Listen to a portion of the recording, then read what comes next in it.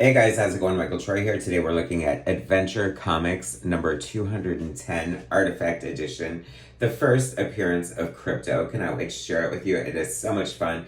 Thanks for subscribing to my channel. Hit that like button and let's get right into it. All right, you guys. So a lot of facsimiles have been coming out lately. I've been loving them, especially the Silver Age. It's really making me fall in love with that era of comic books. And the Superman movie came out, and a lot of people saying that Krypto definitely steals the movie. And so, of course, they have to do a reprint of Adventure Comics 210 introducing Krypto in a relatively short story. This beautiful cover by Kurt Swan. Kurt Swan, arguably one of the most quintessential Superman comic artists ever. So charming and fun and delightfully Silver Age. I love the thought balloon on the cover. I love the action.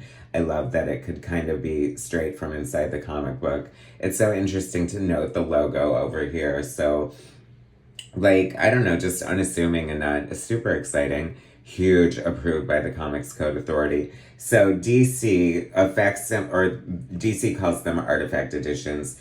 Marvel calls them facsimile editions, but they're basically cut from the same cloth. It's a reprint of the floppy as it appeared back in the day, full with the full ads. Usually better paper quality. DC has been using the more newsprint Mando kind of paper, and Marvel's been using the slick paper, much to people's chagrin. Now, I'm okay either way because it just shows off the crispness of the art. And I think it's funny. I think facsimile is the more commonly used term and my preferred term. When I think of artifact, I think more of like the artifact editions from IDW. Anyway, so this was polybagged when I got it. I was like, why the hell is it polybagged? Because it offered a chance to go to the premiere of the Superman movie, a la like Willy Wonka and the Golden Ticket, the Golden Bone of Krypto. And sorry, I didn't win. Whatever. Anyway, I still haven't seen the movie yet. I cannot wait to see it. I just don't love going to the movie theater. I know that's weird, but whatever. I was kind of shook when I found out that Krypto was 100% CGI. I don't know. Like, I wish I would have maybe not known that until I've seen the movie, but whatever. Spoilers, I don't know. So anyway, in typical Silver Age fashion, we come into the story like as it's happening. I love the style and aesthetic. The thing I hate about these artifacts when they come from this era is that, can you believe they did not give comic book credits back in this day? It took them forever, and then it took them even longer to add the credits of the letterer and the colorist. But they can put in if they're gonna put in DC Comics like current roster of editorial staff, if they can manage to do that, I would kind of like to see maybe a little box of credits somewhere, just so we can, give credit to the legends who put this stuff together. So Otto Binder is the writer, Kurt Swan is the artist for this Krypto story. I love how Krypto looks so goofy and almost cartoonish in a way. I love that he's not the ideal dog. He's kind of a bad dog a little bit. He's super hyper. I mean, he's just acting like a dog, you know what I mean? So he just needs to be trained a little bit. But Superboy ain't having it, and he is just like not into his shenanigans. So imagine every problem you have with a dog, and it's exacerbated 100 times by the fact that the dog has superpowers. I kind of love like how he figures out that Krypto... This is kind of strange. They needed animals to experiment, to send into space before they were going to send humans. And Krypto was one of these experimental animals. But he also happened to be the family pet, too. And he's like, I'm sorry, Laura, we're out of time. I'm going to have to send Krypto into space.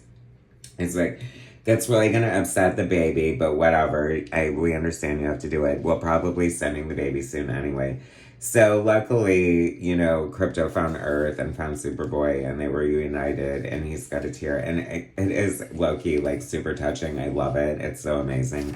Like, and this art is off the chain. Like, every panel, like, there's so much storytelling. There's never a panel without a background. The details are just amazing. I love how elegant and just really pretty the line work is of Kurt Swan and how delightfully charming and apropos it is for the time. It really does just, speak for the era.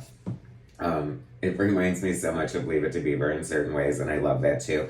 I was never familiar with the Superboy comic books, I got into Superman with John Byrne and Crisis pretty much because I was kind of a Marvel zombie, but I digress. I love Lana Lang trying to figure out his secret identity. She seems so much smarter than Lois Lane added as a little tween here, and I adore it. He's like, oh no, I need Krypto to help me trick Lana. And he finds Krypto chasing asteroids in space, which I love. Lana sees Clark carrying a girder that Krypto caught, and he's like, there's no way you could lift it. And he's like, I've got a plan. What a great panel. Isn't that just so great? So iconic. I love that. That should be used on merchandising all over the place. That is so classic. I hate the collar on the new Superman costume. I think it looks stupid. It reminds me of the Jim Lee 52 redesign. And I feel like it's one of those unnecessary tweaks. With the Flash's costume is so sleek and streamlined. When you start to add bulkiness to it, it doesn't make sense. That said, I haven't seen the movie yet. I'm sure it looks amazing on film.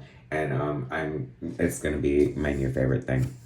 So he lets Krypto go back in space, and he's sad after Krypto helps him convince Lana by flying off in the distance with a cape on. Oh, that has to be Superboy. I mean, it just has to, obviously. So he goes back into space, and he's like, I miss him already. I hope he comes back. And it's such a great boy and his dog, Superboy and his dog story, if you will. Love the ads. So much fun. I was so I love Aquaman. This story is so ridiculous and so also delightfully corny Silver Age. But I was instantly taken by how gorgeous the art is. And when I looked up the credits, I was like, Ramona Fradon. Yes, I love it. I'm finally getting some Ramona Fradon. I got some with Metamorpho facsimile. And what an amazing, legendary comic book artist. There's so much goodness in her art. I was reminded a lot of Will Eisner, the beautiful line work and just this, with a lot of negative space and the shadows here is so good. The story is preposterous, absurd, ridiculous.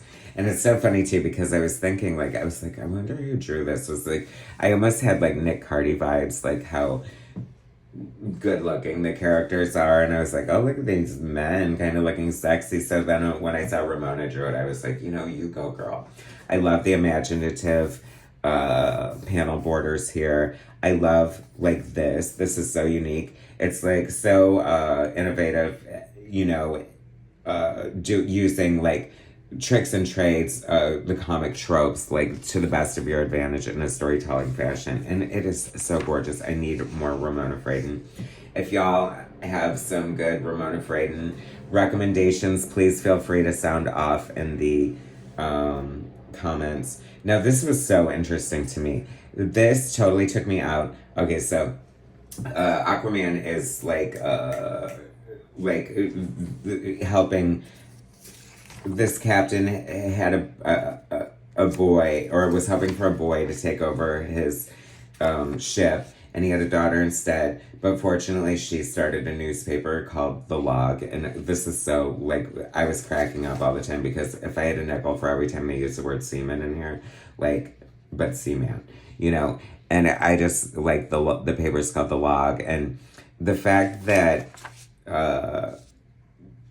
he needed to help them do the first underwater printed newspaper, and he's using sea items a clamshell as the printing press.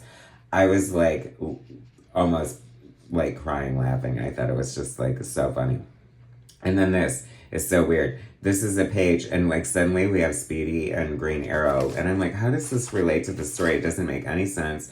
And then I realized it's a page from the story after this, printed twice. And now I'm wondering if this is a mistake in the putting together of this facsimile issue, or if this is a mistake that was made in the past and they just kept it in to be true to the facsimile. that is another thing I would like somebody to please feel free to sound off in the comments, because I find that very interesting.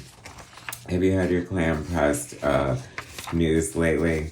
Let's see. The gold. I love like how different comics are and like the little editions. Like this is very like Sunday funnies. Like it just makes no sense to me that it's in here, but there it is.